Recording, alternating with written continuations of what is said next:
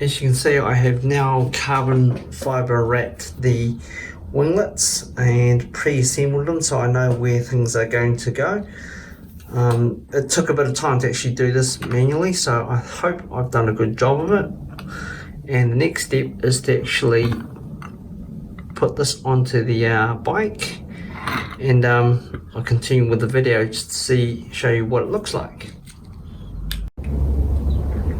So after carbon fibre wrapping the winglets, I've actually installed it on my bike, which took a lot longer than the video suggested.